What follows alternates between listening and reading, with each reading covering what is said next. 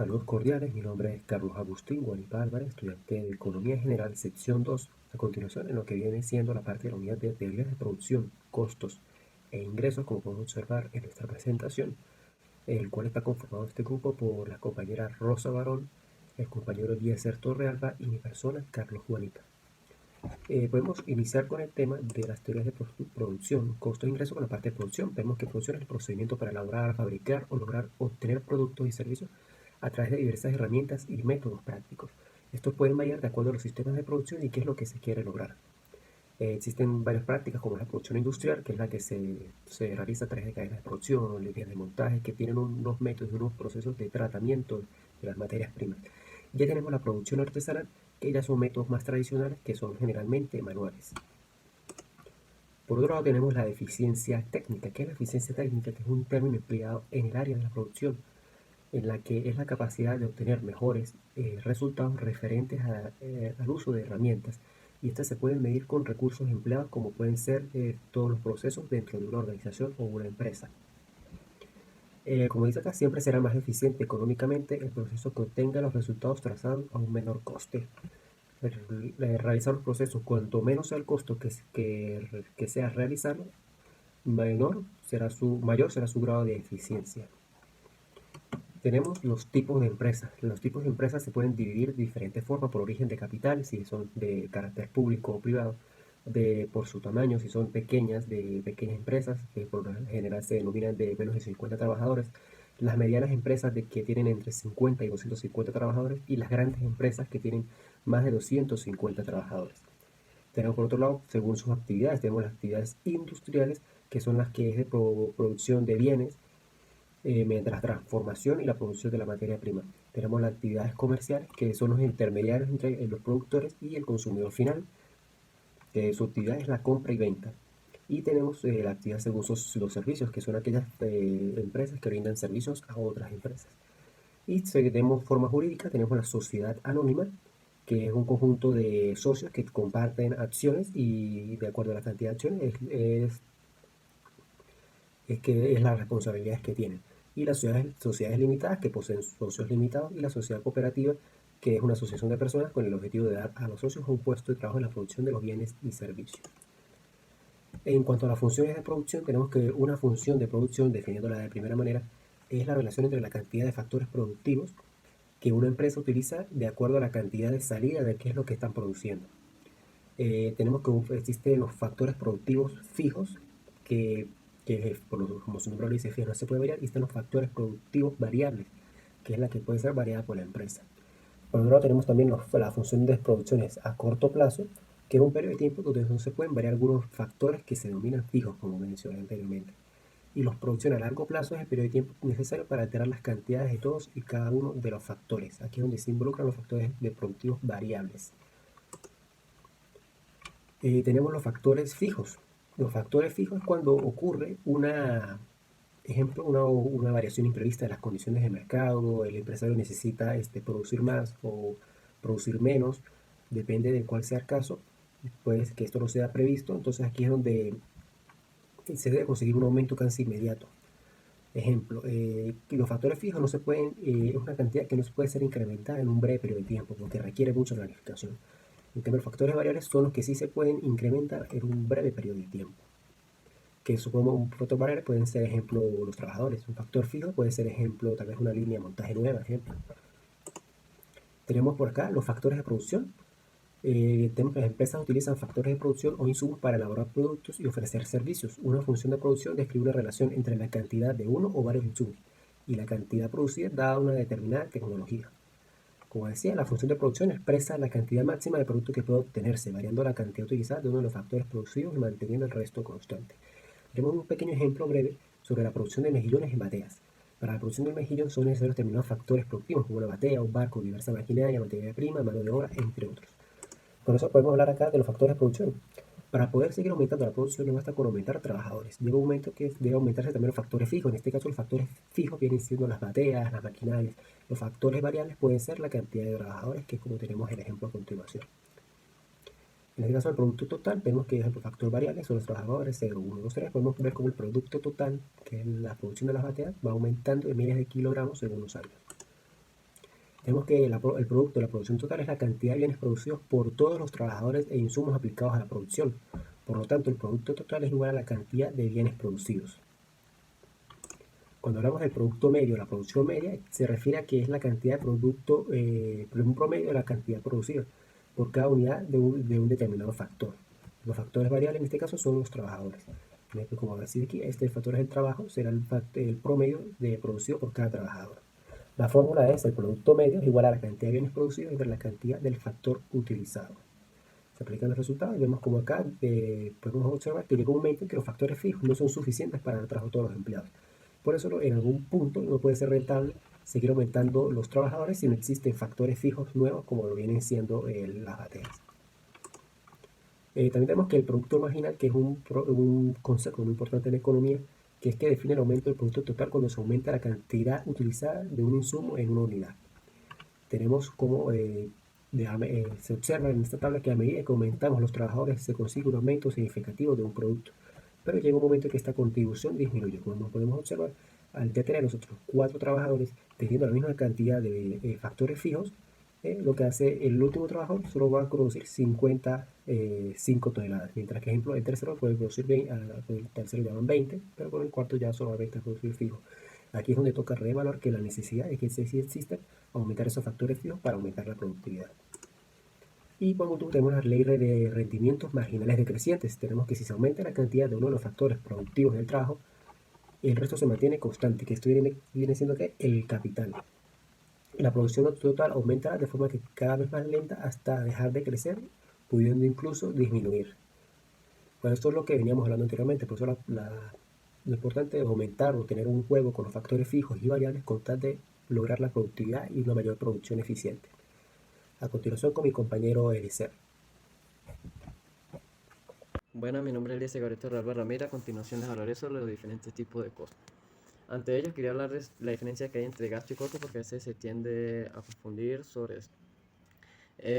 Un costo es la inversión en sí para que necesite una empresa para empezar a producir algo. Por lo menos si yo llego y compro una impresora, la inversión esa de comprar la impresora para producir material, en este caso las impresiones, vendría siendo lo que sería costo.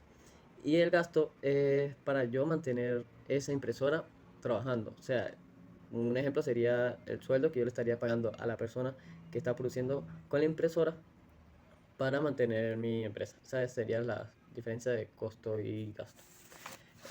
Ahora sí, hablaríamos de los tipos de costo. En primer lugar tenemos los costos totales. Antes de hablar de los costos totales tenemos que hablar de los costos fijos y los costos variables.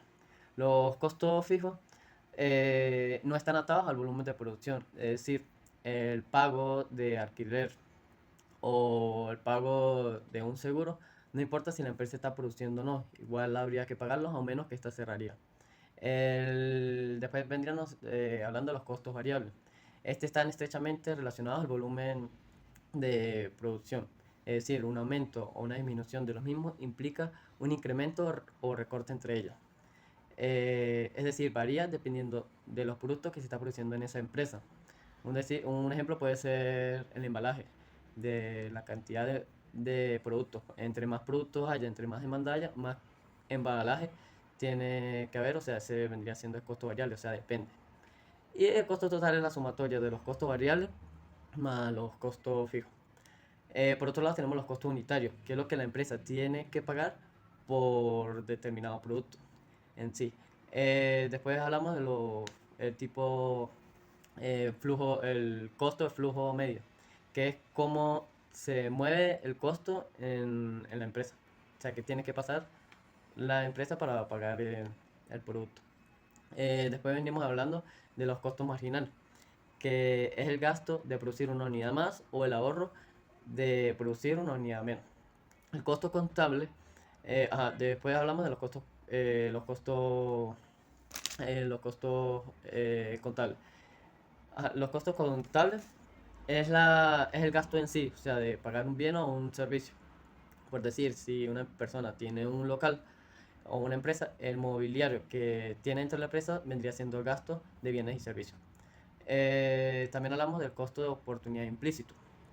El costo de oportunidad implícito incurre por el gasto de recursos propios. Es decir, si una persona tiene un local y esa misma persona quiere producir pero con su mismo local, vendría siendo un costo de oportunidad implícito porque él mismo está usando su local para su propio bien. Y tenemos por último los costos económicos, que es la sumatoria de los costos explícitos más los costos implícitos. Entonces, teniendo todos estos conceptos claros, pasamos al gráfico. Ya como le había mencionado antes, el costo total vendría siendo la sumatoria de los fijos más los variables. Entonces, en el gráfico podemos ver la curva que está más abajo, que está eh, casi tocando el eje X, es la curva de costo fijo. Y más arriba tenemos la curva de costos totales, que es la sumatoria de la variable más la fija. Entonces, también tenemos otra curva que es la marginal, que donde corta esta curva es donde está el corte óptimo y por abajo el costo de cierre cortando a la curva variable. Entonces, una decisión tomada en el bajo del corto de cierre, uno no puede pagar sus gastos, los gastos variables, y para tomar a la hora una decisión de cierre es muy difícil. Si tomamos la decisión entre el intervalo del costo óptimo y el cierre, es como arriesgarse a tomar una buena decisión. O sea, la empresa lo puede tomar arriesgándose. Y la oferta es el intervalo que está en la curva marginal a partir de encima del punto de cierre. Hola, hoy hablaré sobre la teoría de la producción y los costos. La teoría de la producción pues analiza la forma en que el productor dado del Estado, el arte o la tecnología pues debe combinar varios insumos para poder producir una cantidad de buena calidad y de forma económicamente eficiente.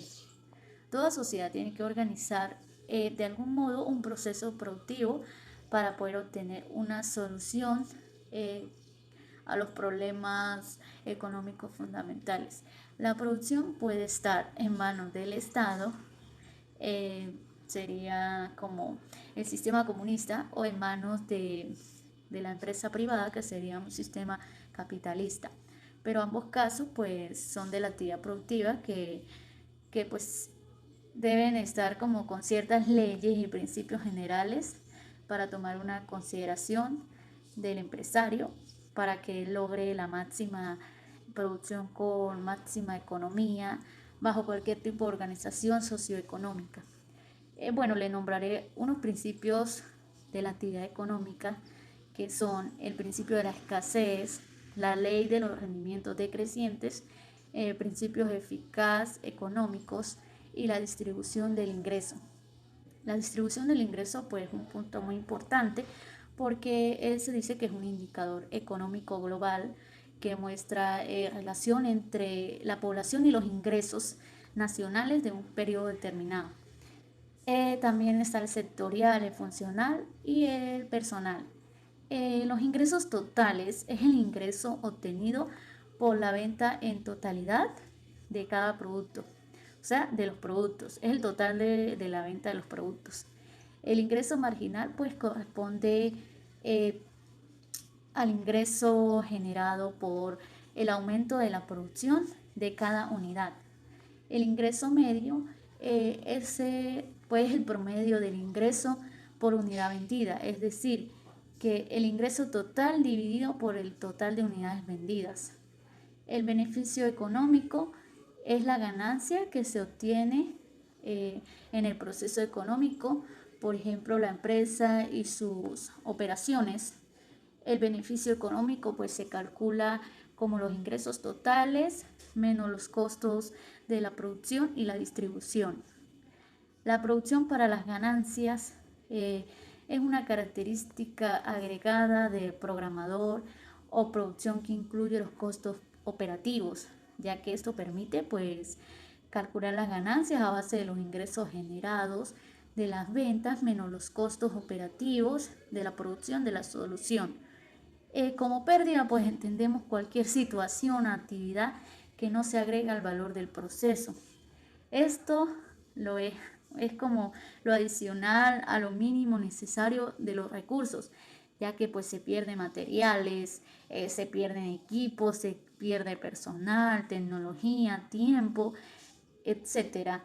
para fabricar un producto se presta un servicio, pues además cuesta dinero, consume tiempo, evita que pues la organización sea más productiva para poder sacar nuestra competencia al mercado.